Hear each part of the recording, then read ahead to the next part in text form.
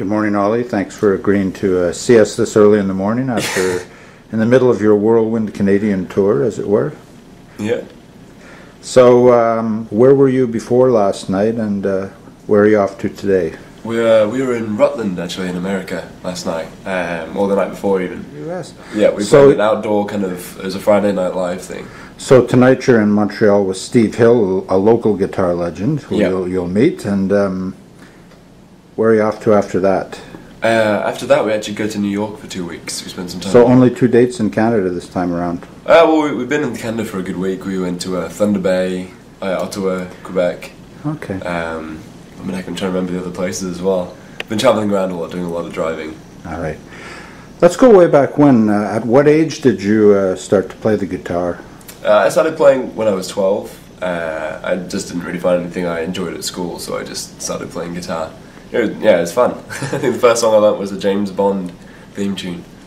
And way back when you started, who were your early influences, would you say?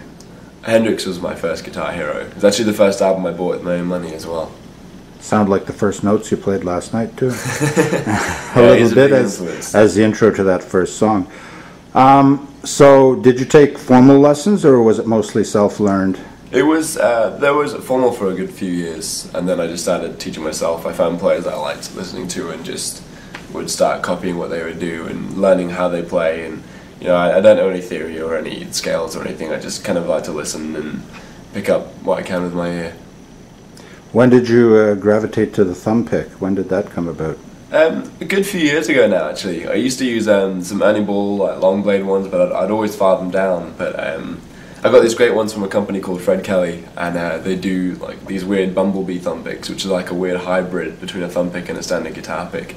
And I just like them. You can use your whole arm as a mechanism for rhythm, so you can use your whole arm to get your timing and get some power into the chords for rhythm playing.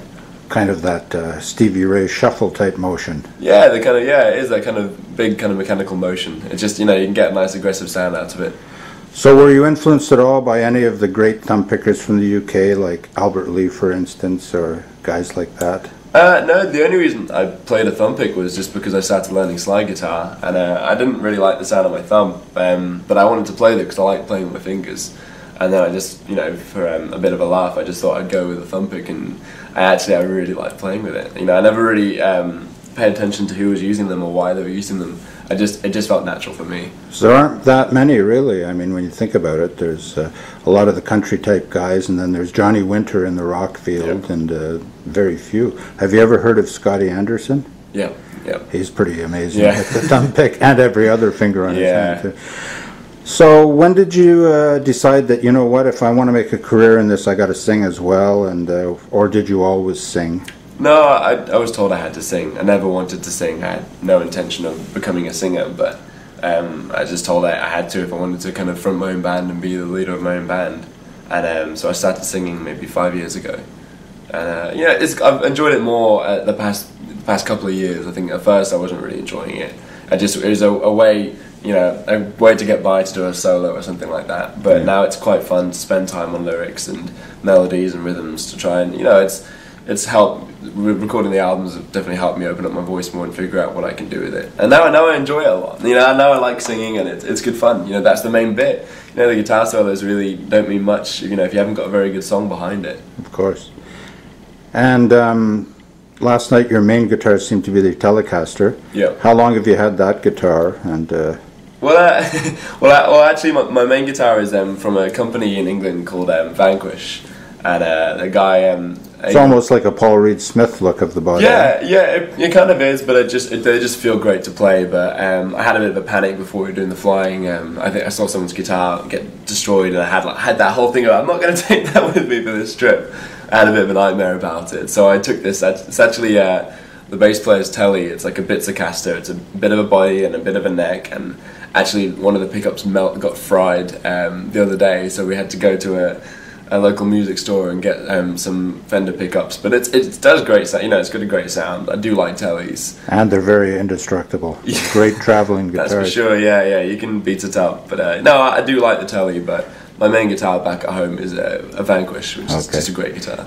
So you were worried about that one. I just saw Joe Bonamassa on Twitter recently that they snapped one of his Les Paul necks. That's right. It's like the British Airways. I know. So I mean, you know, it could be anything. It's a really hard one, whether it's when the plane's taken off or landing or something. You know, you can't guarantee it's going to be safe. But I just, at that point, you know, it's the guitar I've been playing with for 4 years. And I just didn't want to take it with me. It's too precious, really. I didn't want to take it with me, and then it gets damaged. So we'll see. Next tour, I'll probably, you know, I'll find a way I can take it on the plane with me or something like that. But just had a couple of nightmares about it. Yeah. You've had the chance to jam with, you know, some other blues guys, some greats like Tinsley Ellis, who unfortunately got washed out here. His gig got cancelled after 3 songs because of lightning. But is there anybody out there that you'd love to jam with that you haven't had the opportunity yet? Yeah, my guitar hero is a guy called Chris Kane. And he's just one of my all-time favorite players. Like, he's the modern B.B. King, isn't he? Yeah, definitely. He's got that vibe about him, and I'm a big fan of his playing. And you know, he's a big influence on me. Actually, if you listen to a lot of Chris Kane records, you can hear his influence on my playing, because it's just someone that I love listening to, and I've never been tired listening to. He's such a unique player. He's always playing interesting things and always trying to do different things with his solos. You know, he's a really unpredictable player, but always melodic. All his playing always flows, and it's always making sense and going somewhere, which I think is really special. His voice isn't too bad either. Yeah.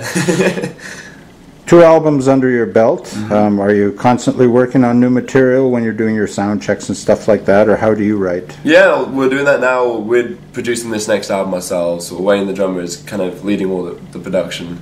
And we're doing a lot of writing actually during this tour. We're testing a few songs at the gigs as well, see how they're working out.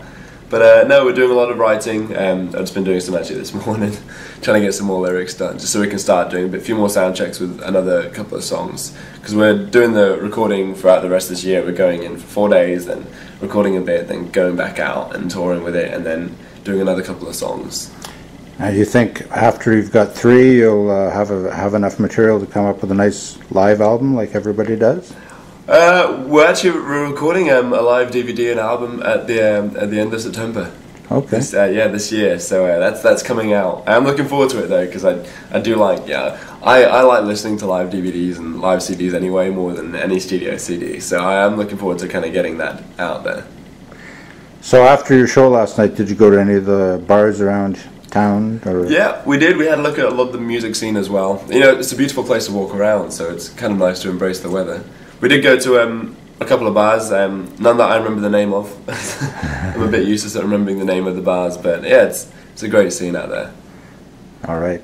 Well, that's about all for now. I want to thank you very much, and don't want to take more of your day. I know you have to finish writing songs and get ready to head to Montreal. So yeah. Just want to say again, we really enjoyed the show last night. The people had a blast, and really love your style.